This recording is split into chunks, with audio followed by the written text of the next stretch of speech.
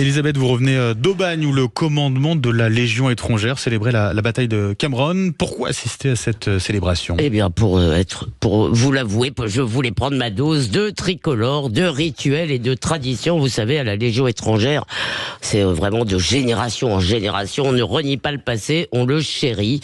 D'ailleurs, d'autant plus que ce passé, vous le savez, est fait de légendes, d'aventures, de romantisme et d'histoires incroyables. Alors Cameron, c'est un lieu, une bourgade mexicaine qui est devenue une date, puisque en 1863, une soixantaine de légionnaires ont résisté des heures durant à 2000 soldats mexicains. Alors honnêtement, tout le monde a oublié les enjeux de cette guerre mexicaine, une expédition lancée par Napoléon III. Mais les légionnaires, ils ne se posent pas, ils ne se demandent pas si leur mission elle est juste ou pas. Ils ont rempli leur mission, ça c'est vraiment la chose importante, qui était en l'occurrence assurer le passage d'un convoi, et ils remplissent leur mission au sacrifice de leur vie. Et chaque année, le 30 avril, dans une liturgie, c'est vraiment une messe qui est à la fois grandiose et émouvante, où on voit les anciens mis à l'honneur, des vrais héros, soit dit en passant. Et bien tous les régiments de la Légion étrangère honorent ses camarades tombés à Cameron, et dans toutes les guerres françaises, particulièrement d'ailleurs coloniales. Vous savez, la Légion a joué un certain rôle dans le putsch d'Alger. Alors cette année, comme l'a rappelé le chef d'état-major de l'armée de terre qui était présent, il y a toujours des hautes autorités, c'était aussi les 70 ans de Dien Bien Phu, où plus de 1000 légionnaires français ont péri. En tout, il y en a eu plus de 12 000 en Indochine, en pas mal de temps, depuis 1880. Et Pierre Schill, donc le CEMAT, a évoqué le retour de la guerre conventionnelle. Nous devrons maintenant montrer notre force et être prêts à l'employer dans les conditions les plus rudes, a-t-il dit. Je sais que je peux compter sur la Légion. Demain, s'il le faut, vous ferez Cameron, a-t-il lancé aux légionnaires. Ça veut dire qu'ils rempliront la mission coûte que coûte. Mais n'est-ce pas vrai ça de toute l'armée, Elisabeth ? Sans doute, on l'espère, mais la Légion, c'est spécial quand même. La Légion, d'abord c'est une troupe d'élite, c'est 11% de nos forces terrestres, et ce sont des soldats entraînés, hyper entraînés pour attaquer. Mais surtout, la spécificité de la Légion étrangère, c'est qu'elle est étrangère. Les soldats appartiennent, alors les officiers sont français, sauf ceux qui d'ailleurs, des légionnaires peuvent devenir officiers par l'avancement interne, je dirais, mais en général, les officiers sont français, des Saint-Cyriens, et les soldats appartiennent à plus de 100 nationalités qui viennent servir, ces légionnaires viennent servir notre drapeau. Alors dans le passé, on a poussé l'œcuménisme national très loin, puisque les morts de Dien Bien Phu étaient essentiellement des Allemands, de la Wehrmacht, et même plus parfois. Aujourd'hui, il faut bien le dire, on est plus regardant, il y a des enquêtes de sécurité pour recruter, évidemment, on n'a pas envie de recruter des gens qui vont se retourner vers leurs camarades. Mais la Légion, avant tout, pourquoi j'aime la Légion, qui est vraiment une institution d'ailleurs très très populaire. Les Français adorent la Légion étrangère. Eh bien parce que c'est une métaphore du génie français qui est de fabriquer des Français avec n'importe qui.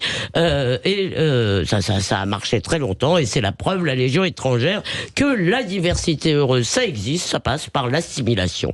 Quand il y a tellement de Français qui se prennent pour des victimes éternelles et qui clament leur détestation de leur pays, qui serait raciste, xénophobe, etc. Eh bien, ces étrangers venus de partout, eux, ils disent leur amour pour ce pays qui n'est pas encore le leur. Alors, bien sûr, on ne demande pas aux légionnaires d'oublier son origine, mais à la Légion étrangère, il n'y a pas de multiculti, pas de venez comme vous êtes. Ici, là-bas, on apprend le français en chantant, et on peut devenir français non par le sang reçu, mais par le sang versé. Alors, cher Benjamin, au lieu de donner aux écoliers d'improbables cours d'empathie, emmenons-les. Alors, on peut les emmener à l'opéra, c'est pas mal, mais on peut aussi les emmener assister à Cameron, et ils apprendront l'héroïsme, le sacrifice, mais aussi que finalement, il est joyeux et heureux de se demander ce qu'on peut faire pour son pays.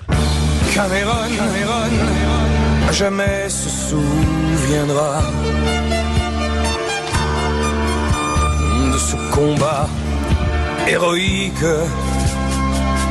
dans les murs de la Hacienda. Merci beaucoup, Elisabeth Lévy. Vive la Légion. Cri du cœur d'Elisabeth Lévy. Françoise Degois, vous nous avez rejoint. Dites-le franchement, vous avez entendu à l'instant la chronique d'Elisabeth. Légion étrangère, modèle d'assimilation, symbole du génie français. En tout cas, extrêmement populaire. Je vous rappelle quand même que dans le défilé du 14 juillet, les gens qui sont le plus applaudis, ce sont les légionnaires, avec leur barbe. Donc, moi, depuis que je suis petite, je regarde ces gens comme des héros. Cameron, c'est bien que Elisabeth en parle, parce que voilà, on a besoin aussi d'héroïsme. Je crois qu'il n'y a quasiment pas eu de survivants, ou peut-être un ou deux, je sais pas. 4 ou 5, oui. Et d'ailleurs, il le raconte chaque année, il y a un soldat dans tous les régiments qui raconte l'histoire de Cameron, et donc, et il y a aujourd'hui, les Mexicains étaient tellement, le colonel mexicain était tellement sidéré par l'héroïsme de ces hommes qu'à la fin, les 4 ou 5 qui restaient... Alors, ils se sont rendus, mais ils ont dit, on se rend si vous nous laissez nos armes et nous laissez enterrer nos morts. Et il a dit à des hommes comme vous, alors c'est l'histoire, elle est peut-être apocryphe, on ne refuse rien, mais il y a un monument au Mexique qui célèbre le courage des hommes du capitaine d'Anjou, et les Mexicains, l'armée mexicaine, s'incline quand un officier mexicain passe devant ce monument, il s'incline.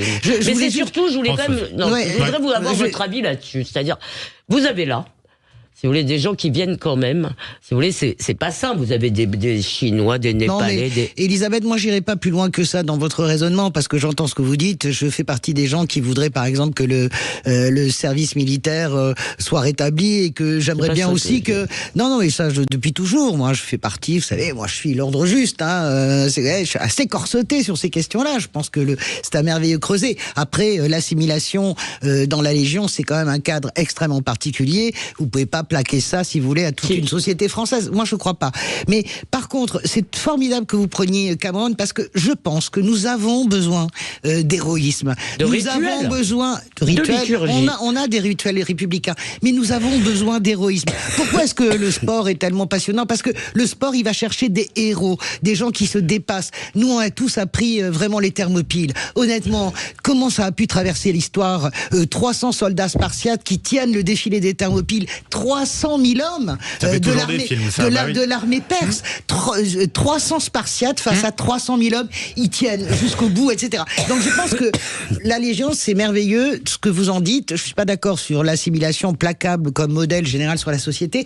En revanche, là où je suis d'accord avec vous, nous avons besoin d'être transcendés. Nous en avons formidablement besoin. C'est pas parce que c'est l'armée. Moi, je considère pas que l'armée c'est sale ou que c'est pas bien. Non, mais je veux dire, il y a une idée, une caricature qui voudrait que la gauche soit forcément antimilitariste. Pas du tout. Je pense que nous avons besoin de héros, et Cameron, c'est bien, c'est vachement bien que vous ayez. D'ailleurs, j'ai rencontré le patron de la Marseillaise, un journal communiste de Marseille, le patron de la Marseillaise, journal communiste qui ne rate jamais à Cameron. Alors dans la région, d'ailleurs, c'est. Non, je voulais quand même insister, moi, sur ma chose. Je ne dis pas, si vous voulez, on va pas apprendre à tout le monde le français en chantant. C'est pas ça que je veux dire. Ce que je veux dire, c'est que vous avez des gens qui arrivent, à qui on ne dit pas que la France c'est dégueulasse, à qui on ne dit pas vous avez été victime de l'histoire, alors que, si vous voulez, ils viennent aussi beaucoup de notre empire colonial. Donc, si vous voulez, on leur dit pas tout ça, et eux ne pensent pas tout ça. Vous avez des gens qui apprennent à aimer la France en renonçant à un peu quelque chose, évidemment pas à tout ce qu'ils sont. Il y a beaucoup de gens qui font ça en France, Elisabeth. Elisabeth Lévy, Françoise Degois. Excusez-moi, il y a beaucoup de gens qui le font pas. Dans un instant, dites-le franchement, c'est important en tout cas de parler de la Légion étrangère. On n'en parle pas souvent, peut-être pas assez. Il était beau, il était chaud. Non, il était beau, il était grand, il sentait bon le sable. Allez, 8h21. Vous n'avez pas fait la Légion, vous n'avez pas... 8h21 sur Sud Radio. Non, pas encore, mais pourquoi pas. Vous le savez, 8h30 à 9h, l'invité politique de Jean-Jacques Bourdin ce matin, c'est Léon Desfontaines, tête de liste PCF, communiste pour les élections européennes. Avant cela, on retrouve Elisabeth Lévy. Françoise Degois dans un instant, à tout de suite.